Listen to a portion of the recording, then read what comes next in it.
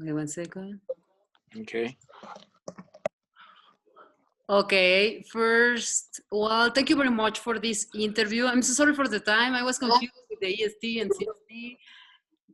Thank you very much. That's all right. That's okay. That's not a problem. Don't worry. Thank you. Thank you very much for this interview for Azteca TV. The show You're is very Al welcome. Extremo. You're very welcome. Very welcome. Okay, first, I would like to know about yourself, your relationship with the Warren. How was it?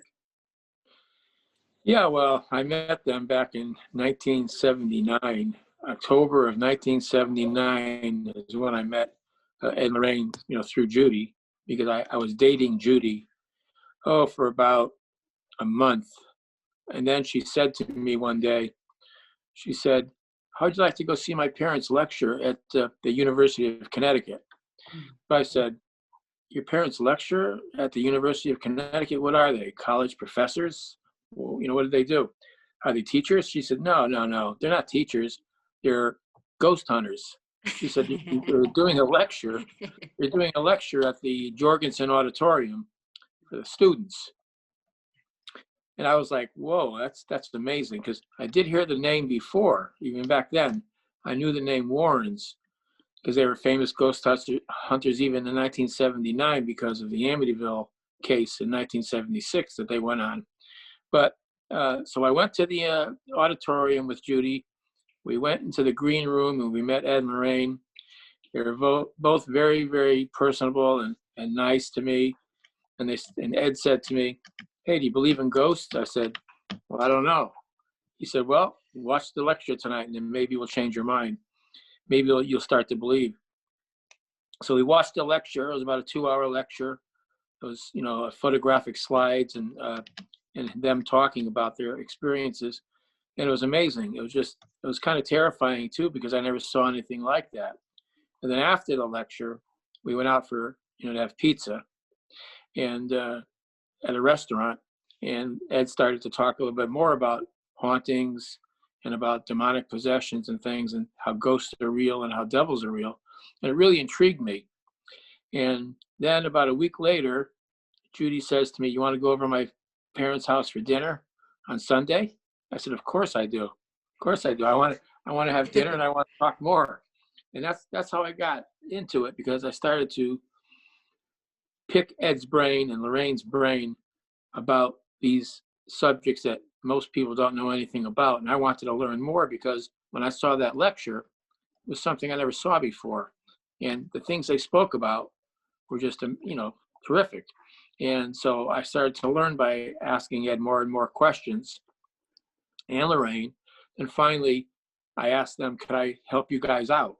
And they said, sure, you could run the slide projector at the presentations, and learn by watching us and learn by listening to the questions and answers at the end. When people ask us questions, we'll give answers, and you'll start to learn from that. And that's how I started out way back in '79. Oh my God! And surely all the time you learn a lot about them. What was the most important things that you learned about them? Well, I learned that they were sincere about what they did. I learned that they did not consider it a joke at all. It was serious.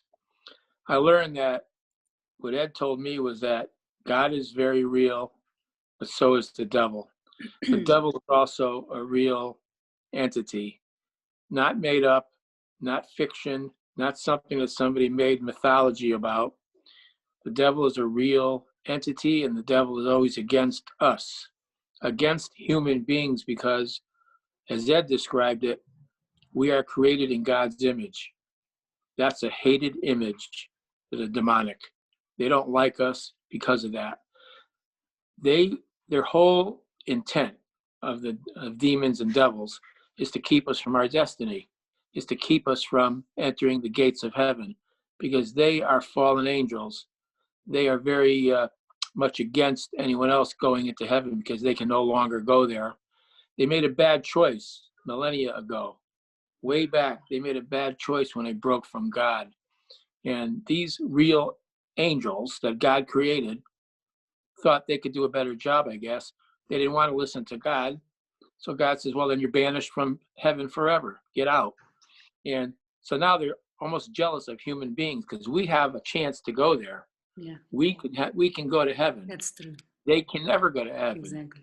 So it's like a bully or an enemy that hates you and wants to destroy you. That's all they care about. They're there to cause, devils are now, their whole job is to cause chaos, confusion, disrupt our lives, make us sick, kill us, whatever happens bad to us through temptation, through other things that we do, because they keep tempting us to do bad things, that'll make us farther away from God. The more they tempt us to do bad stuff, and we do it, the more away from God. We're closer to the devil that way than we are to God. So that's their whole thing. But we have to understand that God is always on our side. God will always, always love us. God wants us to be with him, but he also gave us free choice, free will. We can decide to go with God, or we can decide to go the dark side with the devil. It's all up to us. He's not going to stop us from doing bad things if we choose to go with the devil, but he wants us to do the right thing. That's, the 10 commandments. He gave us commandments to follow. And if it's our job now to follow them, Wow. I'm very surprised because instead of being scared about all this, you realize more or you value more the God side, the light side. Yeah, knowing all this information. Yeah, because even though it's frightening to think of something demonic attacking you, something evil coming your way, you always have to remember that you have the suit of armor around you at all times if you call on it. If you live your life the right way, in God's grace, he's going to protect you. If you call on God for help from demonic entities, God's going to listen. And if you have faith in the Lord and pray to him only, have no false idols, and never give in to the devil's temptations, you're protected. And the Warren House, all that information that they knew about it. As I can see, you learn a lot about them. Yeah, and that's their whole thing was to help other people, because Ed Warren lived in a haunted house here in Connecticut, when he was a child. From about age 5 to about age 12, he lived in a haunted home, and he endured a lot of scary moments and frightening moments, tormented by these things that would happen in the house. He would see an old lady, an old hag, staring out from him from the closet. He would hear footsteps coming up the stairs at night when he and his twin sister were lying in bed, in separate beds. They would put the covers over them because they'd hear footsteps, and then they would run their bed, but there's nobody there. So these kind of things frighten them, and frightened Ed to the degree that Ed said, when I get out of the Navy, he joined the U.S. Navy when he was 17. He said, when I get out of the U.S. Navy, I'm going to find out if other people have had haunting phenomena happen to them, like they happened to me. Yeah. And that's what he did. He sought out people who had problems. He wanted to discuss that with them and find out any similarities or what was actually going on. So he read everything he could. He talked to as many people as he could and learned as he went along how to deal with these things. And he came to find out and to realize that you can't deal with them as a human being only. You have to invoke spirituality. You have to invoke faith. Exactly. If you don't invoke faith, when it's demonic, you're going to have a big problem. There are also human spirits, earthbound spirits that have died, that linger on in their homes or in place of employment, some place where they were comfortable with. So a relative of someone could die in the house and stay there. They decide maybe not to go towards the light of God, for whatever reason. Either they are confused, either they want to tell somebody how they died. Say, for instance, if they were murdered, they might want to tell somebody what happened to them. So they linger on the earthbound plane, not going towards God, not going towards light. Or some people who don't believe in God don't want to go anywhere. They want to stay around their earthly possessions. They don't care about any light. They never believed in it when they were alive. They don't believe in it now. So they would they could linger for many, many years in a house or a location. But then after a time, though, God doesn't allow them to just stay there forever. They have to make a choice then. And that would be to either go to God or just go into an abyss somewhere. They have to believe in God to go there. If they say, well, I don't believe in God, they're not going to any heaven. So that's why faith is very important in life and afterlife. Yeah, we need to make a choice in life. Where would you like to spend your eternity? What was the biggest case that they like? Well, you talk about with them a lot. So which one was the biggest case that they did? Well, they had so many big cases. But the one that they really loved to do it. The one that they were most frightened about and thought that it was the most real and the most scary was Amityville. Because in the Amityville case, they had something follow them back to the house. And that is something that hasn't happened a lot to them, where they encountered something, both of them, Ed and Lorraine, after coming home from Amityville one night, had this black, like a black mass, almost like a cyclone of wind, appeared to Lorraine in her bedroom. And Ed, at the same time, he was down in the study near the museum. So he was like maybe 50, 75 feet away from Lorraine downstairs in his office. And he encountered a black mass there. And she encountered the same kind of a black something or other, whatever it was, some kind of evil entity in her bedside. And she was able to use the sign of the cross. She said, in the name of Jesus Christ, and she used the sign of the cross in front of her like this, I command you to go away now. And she kept saying that. She said at first she was frozen in place where she could hardly move, but she kept praying to God, give me strength to move.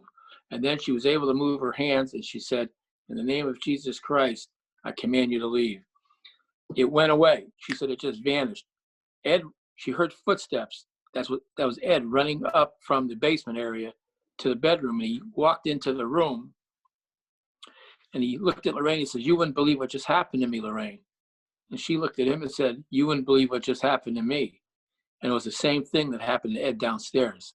This dark force. Yes, dark force. Now, in one occasion, this is after Amityville, perhaps about a month later, they're driving down the highway in Pennsylvania.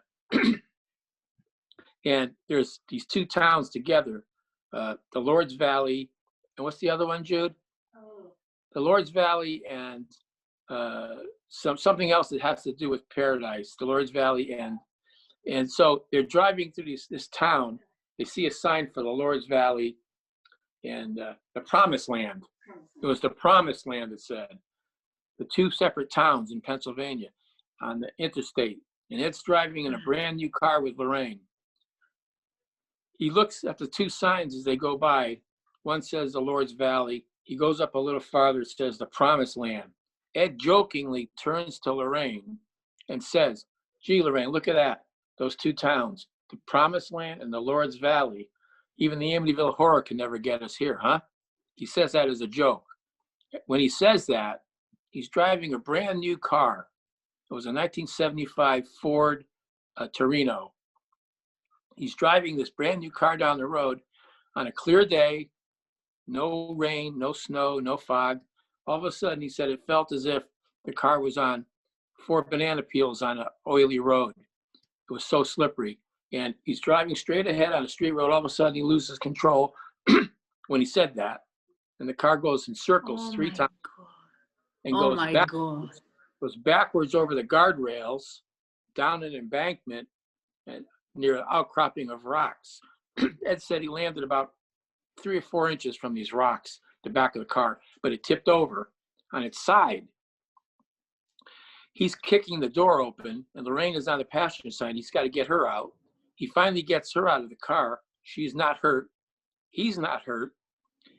He looks up. He sees a state police officer and a truck driver on the top of the guardrails up above, and they're yelling down to him, "Is there anybody alive down there?" That's how bad the accident looked, because the truck driver saw it, who's coming on the other side of the highway.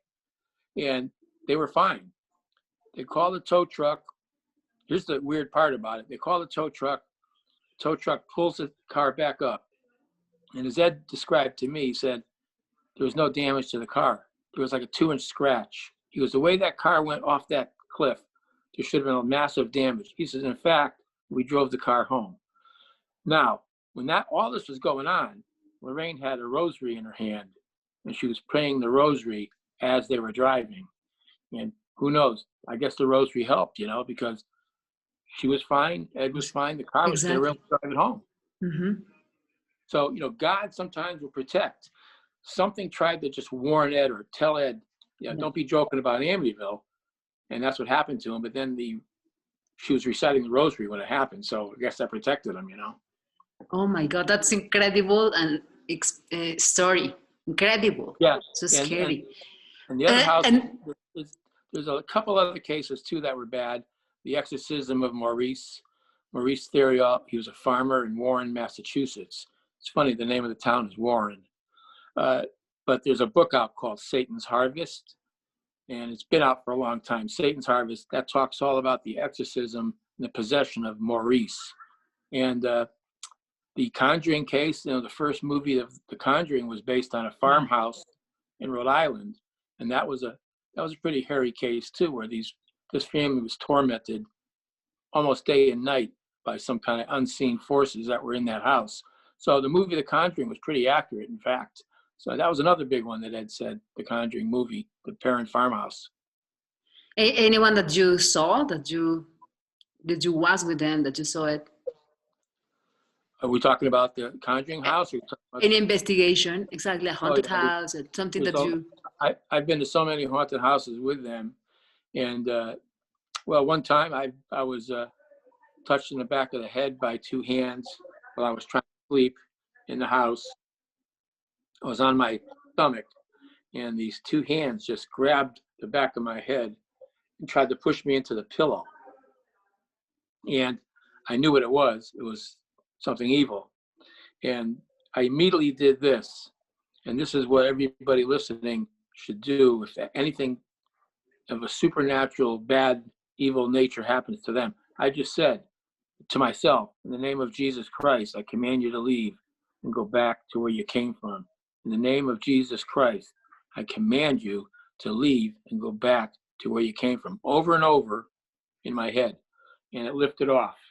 It lifted off of me. So I knew then that the power of God, if you have faith, is going to protect you from these kind of evil forces that are around, always trying to intimidate and threaten.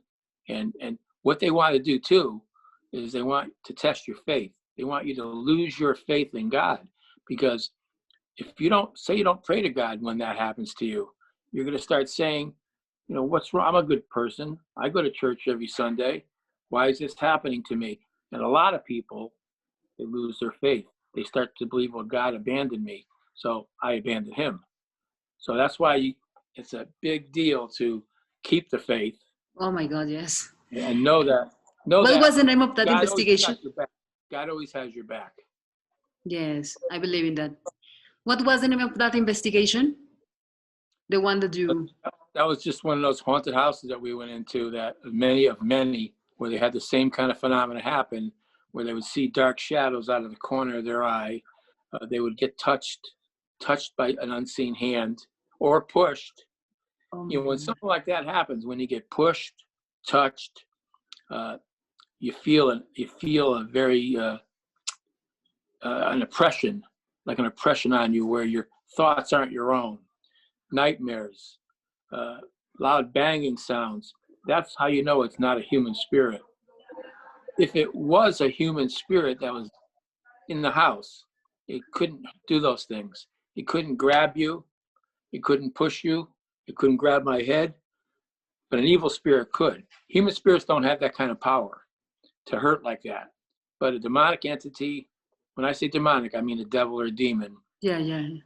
has the power to scratch, to push, to shove, to make you have nightmares, to make things fall off shelves, to make furniture move around, all to scare you. Lights flicker on and off, all in an attempt to scare you and frighten you. Because when you get frightened like that, you throw off more energy into the atmosphere. It's fright energy, like manifest. And that energy, which you're throwing off by that fright, lets the entity gain more power and manifest itself even further. So they want to scare you, because by scaring you, it throws off more energy into the atmosphere and makes them able to manifest even better. Wow.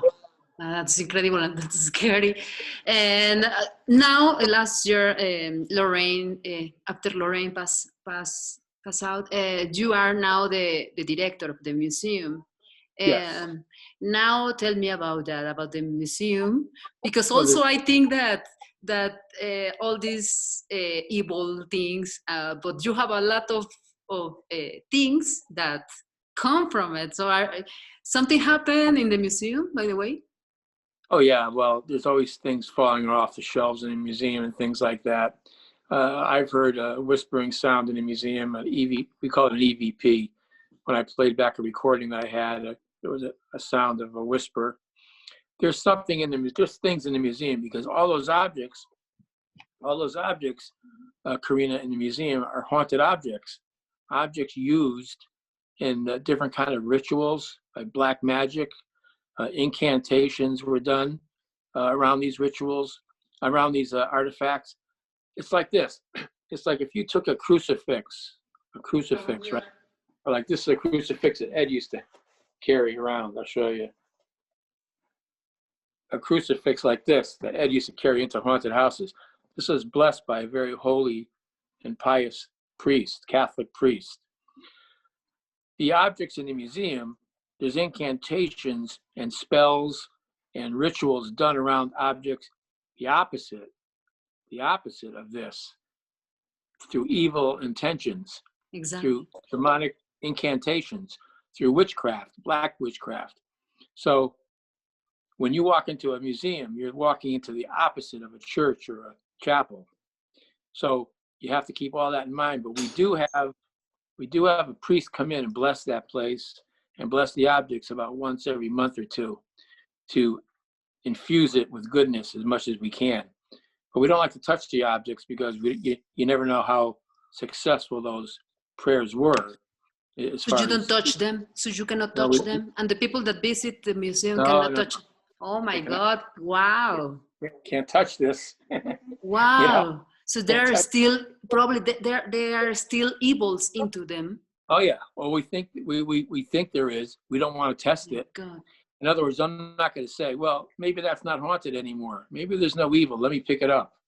And what happens if it is still infested with evil vibrations? It can mingle with your aura. You know, everybody has an aura around their bodies, a supernatural glow around their bodies. And that's good. The aura is nice. But these objects, through rituals and incantations, they have evil vibrations infused with. So by touching those objects, they can commingle with your aura, and something bad could happen to you. That's how they get to you, through your aura. Demonic entities try to get to you through your aura around your body that God created. Yes. Anything that's alive, Karina, anything that's alive has an aura around it. God's creation. Dogs, cats, plants, animals, trees, they all have an aura. So you could have a chink in your aura. You could have a weak spot in your aura. You don't know, you wouldn't know it because you can't see your aura, so you don't know if it's perfect or if it's imperfect. But a demonic entity will go towards the weak part of your aura if you have a weakness. If you happen to have a weak part of your aura, it'll attack right there. Try to get through there, you know? So how do you protect yourself? Close your eyes and envision yourself in a bright white light.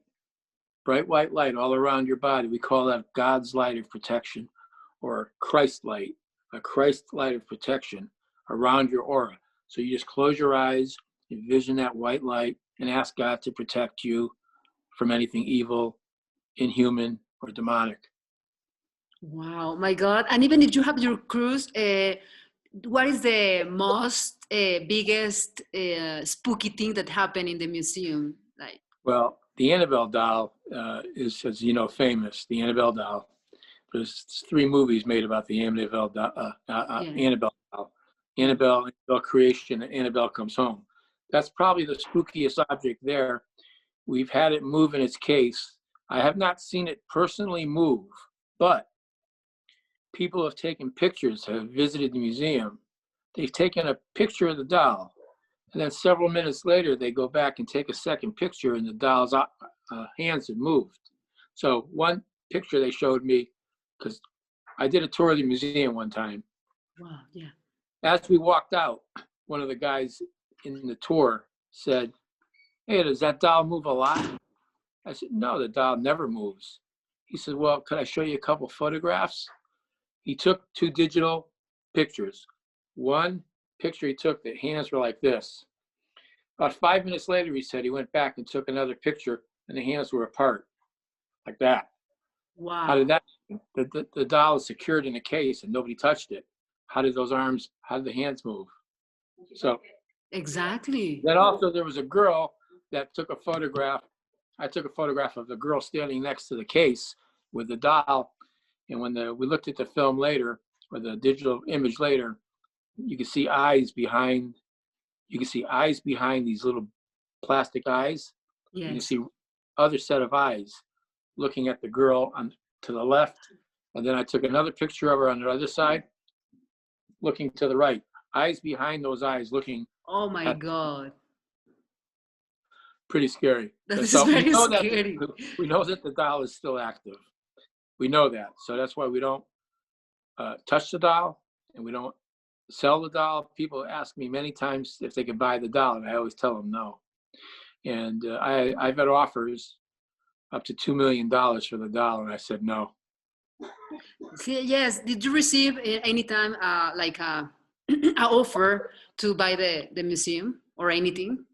Oh, I've had an offer to buy the doll. Somebody wanted to buy the Annabelle doll, and one guy sent me an offer for $1 million US, and that's a lot of pesos. You know what I mean? Yes. $1 million US. That's a lot of pesos. Think about it. And so I said no. So they came back and said, "Well, how about $2 million?"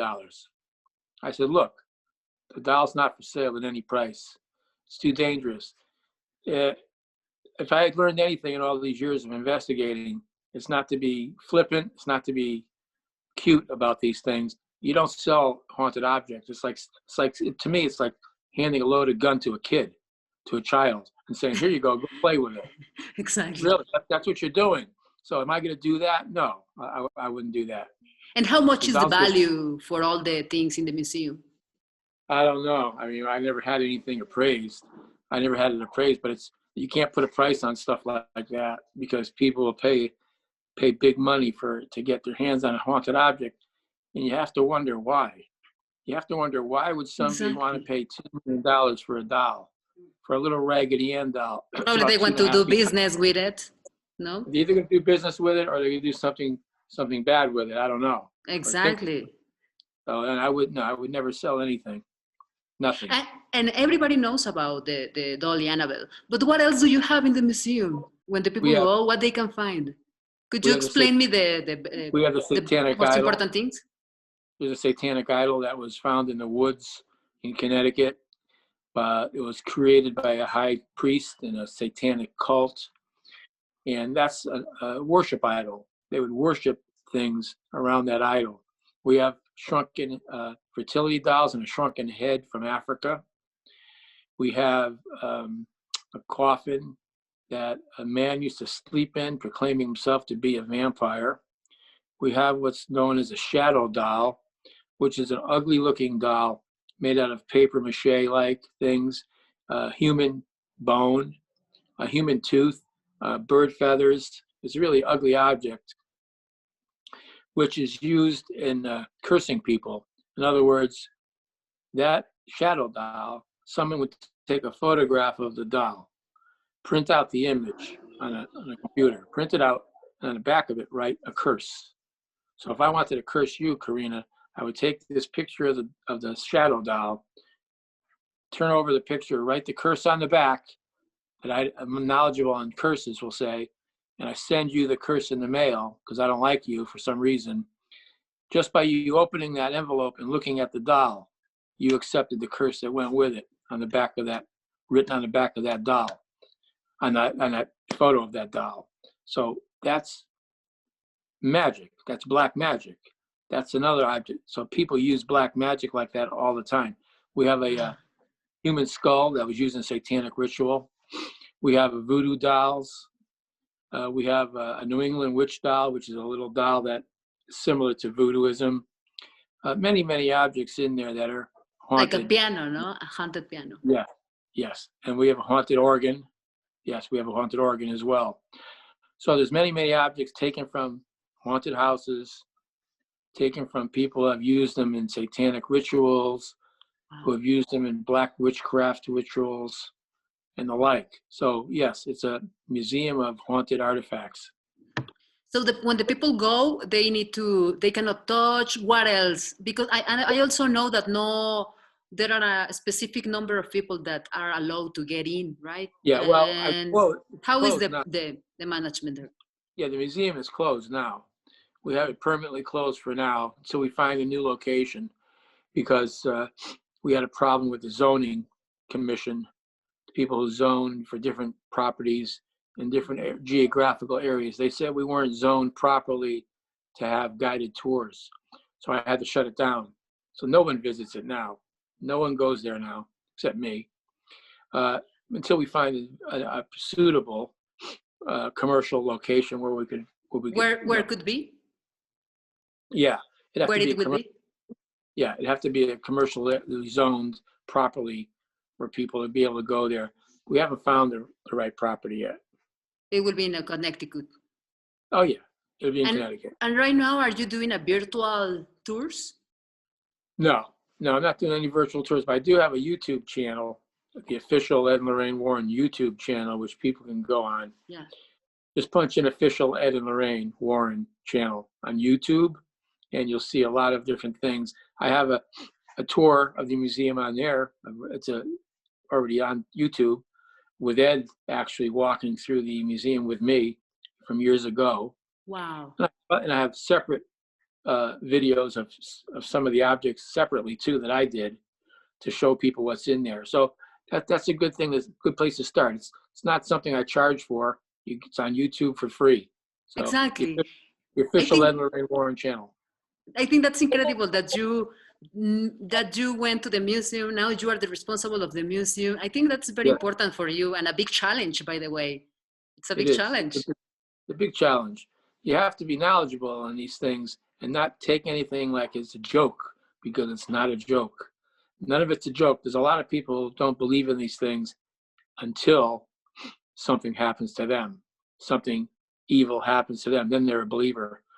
Like Ed used to say, he never met a atheist. He never met someone who didn't believe in God in a haunted house, because once they experience that, then they realize that there is evil in the world.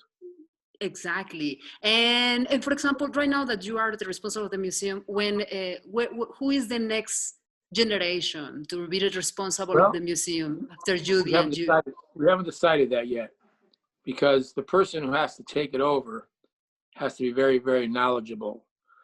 It has to be someone very trustworthy, someone who we know is not going to handle it improperly, is not going to sell any of the objects after we're gone.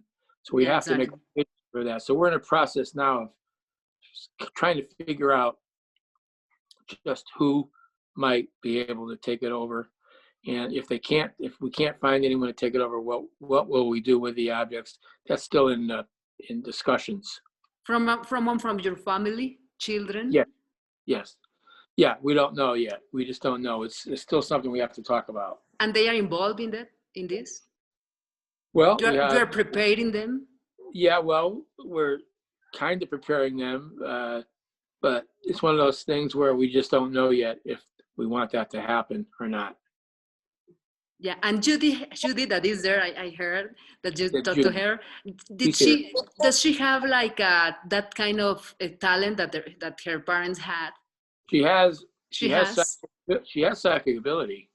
She is able to discern things, but she doesn't like to do it. She doesn't like to try to develop it, simply for the fact that she's afraid of the supernatural realm. She's afraid of evilness, because Ed, when she was growing up, used to tell her ghost stories that would scare her.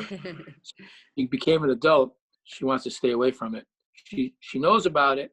She knows about the supernatural realm, but she doesn't want to deal with it.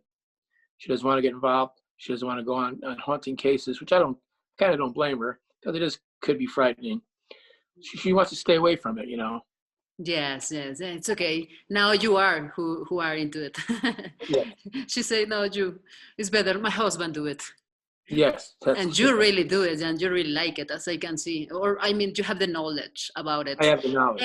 You was talking about Annabel, that these photos that the people took, and I remember that I read that Annabel, well, everybody in the world was talking about Annabel escape from the museum. What happened with it? Was true, or it was an invention? No, it wasn't true. No, it was not true.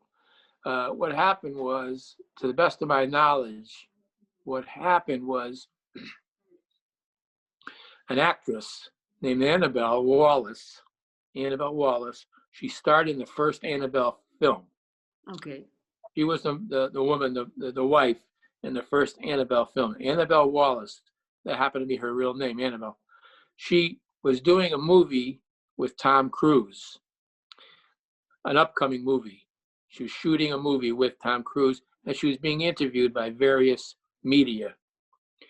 And she was discussing Tom and how nice of a guy he was. And, oh yeah, he runs a lot and he does all his own stunts.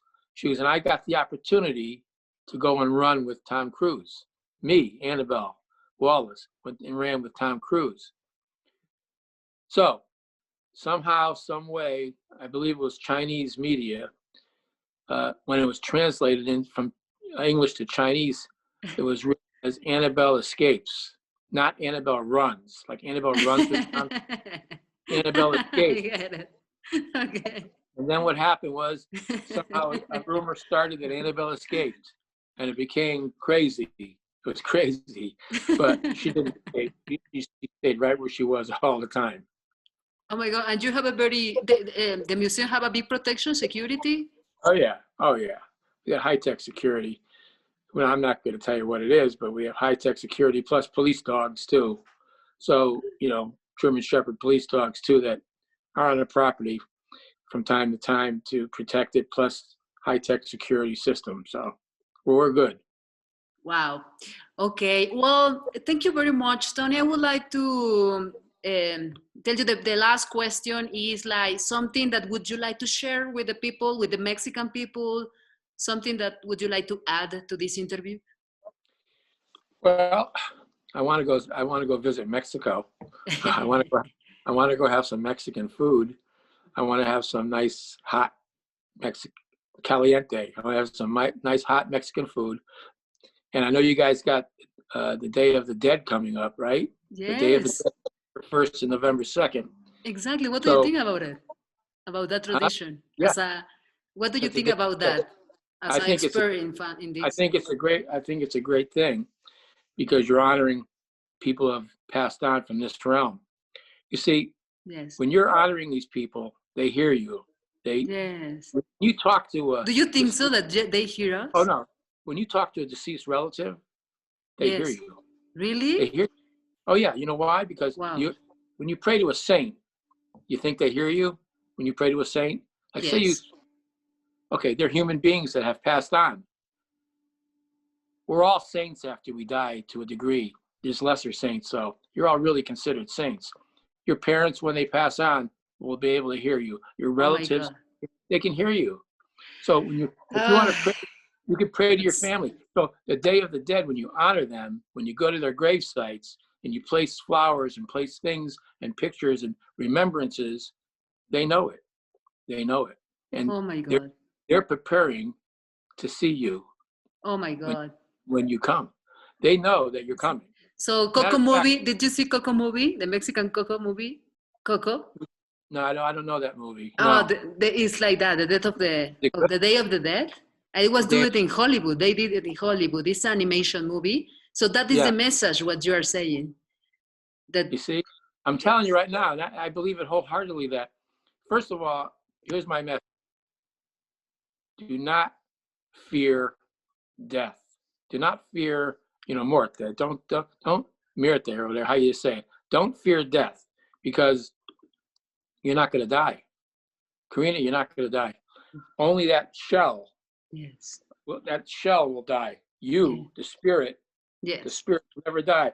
That's why your folks, your relatives, your grandparents, they're all there waiting. Yeah. But you have to go to the right place. So Yes. you have to be a good person, believe in God, pray to God, and you'll go there, and you'll be there for eternity. Did you read the Bible, right? Oh yeah, yeah, Well, Corinthians 5. I'm believer. So Corinthians 5, chapter 5 in Corinthians, yeah, the yeah. Bible talk about it. Like, well, this is out of my interview, but I just want to add this, that it says that your real body is not this one. Is there another building for you in the heaven?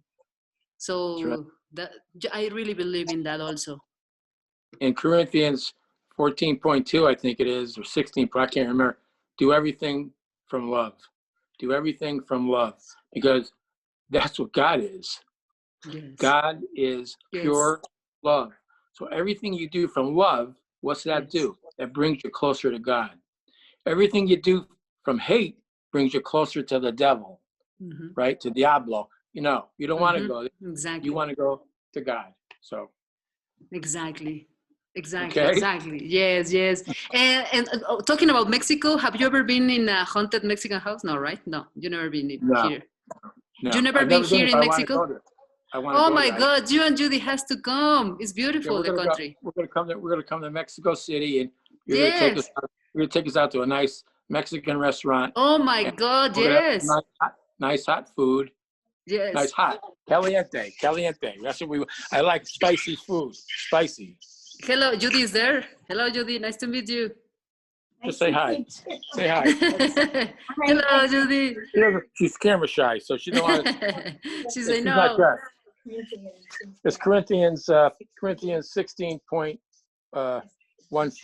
I was wrong. 16.14. Do everything from love, Yeah. and that's all you got to do. Well, Tony, this is out of my interview, but my father died this May, in May. Oh, So well, for me, it's like what you are saying touched me a lot, and I really believe in what you are saying because exactly I know. I mean, this interview is very important for me. Nothing is casual. Nothing is casual. I need to do this, all this, you know. right. And So remember, your brother didn't die, really. my Only, father, my father. oh, your father didn't die. No, yeah, that's Only true. his body, just like think of it this way: a snake, when he sheds its skin, the snake keeps going, but the skin, the shell, is back there. He keeps going, right? Or Yes, when it's cold outside and you take off your coat, you're taking off the shell, and then you keep walking. That's what your father did. He took off the shell, but he kept walking oh in my God. spirit. Yes. In spirit, he hears you. And probably a lot of times he's with you because God will allow that. God will allow him to come back and check on his loved ones. He will. Yeah. So, and also your father knows that it's only a short time till you're going to see him. It could be 50 years, I believe exactly. but 50 years is nothing in the spirit realm. In eternity, 50 years is like this. Exactly. Exactly. I think the same.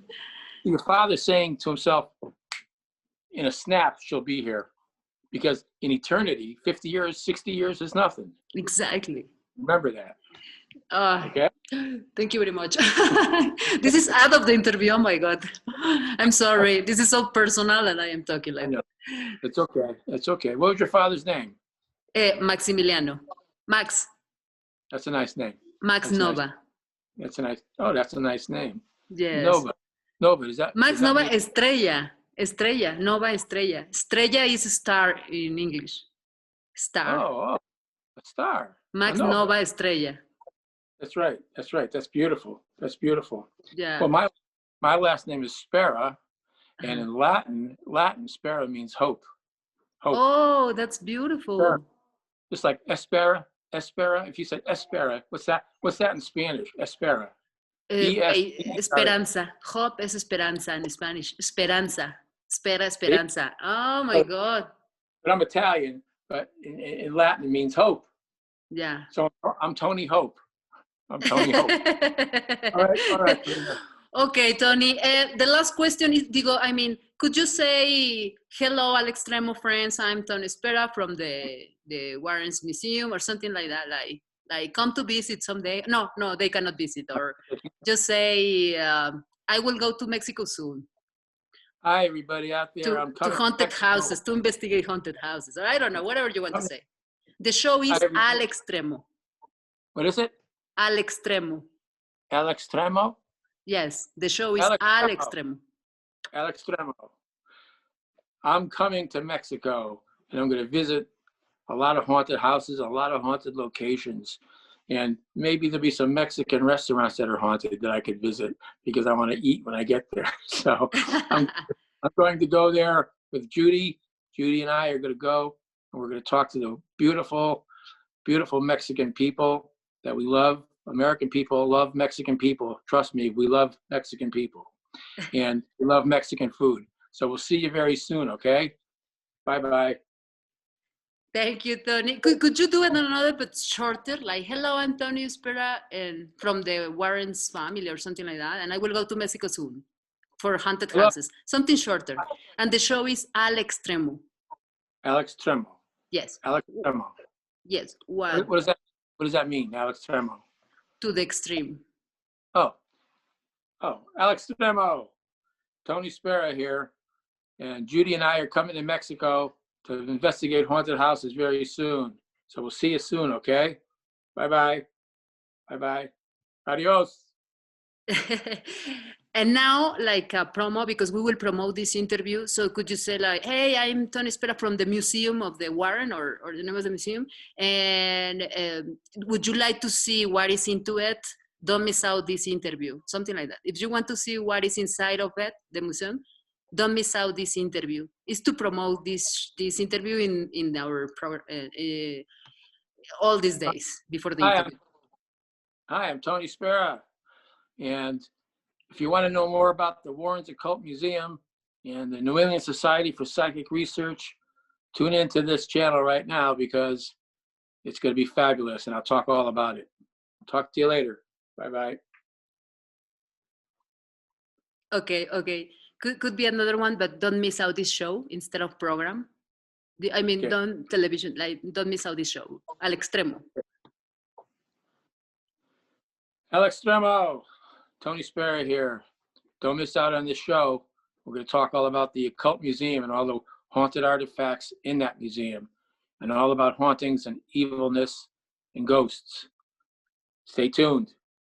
Like Annabel movie, like Annabel told that everybody knows. You will drive crazy everybody if they hear Annabel from you. And Conjuring and all that famous stuff. You're going to learn all about Annabel. You're going to learn all about But all the could we do it again from the start? This is the last. So sorry. Hello, Al Extremo. Don't miss out this show. No, this interview. Hello, Alex Tremo. Don't miss out on this interview, this show that I'm on. My name's Tony Spera. We're going to talk about Annabelle, the haunted doll, and all the haunted artifacts that are in the Warren Occult Museum. But please watch. Bye-bye. Exactly. How was that? Exactly. Perfect. That was better, right? Yeah, because the people love it. So if they see this video, they really will see the interview. They love it. Okay. Very good. Right. And in fact, everybody loved all the Warrens couple did. You know, there are a lot of fans around the world, right? In Mexico, it's huge. It is? The Okay, Warrens good. couple, the Warrens, yes, everybody knows them, everybody loves them. Oh my God, it's incredible. And of course, that's cool. the museum also, and all the things in the museum, especially the movies artifact, no, like Annabel that you use in the movies, Annabel and the Conjuring, all that movies. Wow. Perfect. Beautiful. Beautiful. Yes, but Tony, thank you very much for this interview. Okay, Karina. All right, look. And Thank you very thank much you. to Judy, I please. will. And Definitely. God bless you. Really, God bless you. Thank you. And God bless you too. And we'll talk to you maybe again sometime, okay? Yes, if you come to Mexico City, I will be very happy to invite you for a good dinner, a delicious Mexican dinner, and All hot right. as you That's wanted, what, hot, hot, delicious dinner. spicy, hot. It's Okay. spicy. Jalapeno peppers or whatever kind of nice peppers that you have. And more Okay. than that, you will see that there are more Mexican food than you have over there in the US. There are more, a lot of beautiful plates that you will love. Okay. Sounds like a Take plan. care. Sounds Okay. like a plan. Bye. Take care, guys. Bye-bye. Bye bye. Bye. Bye-bye.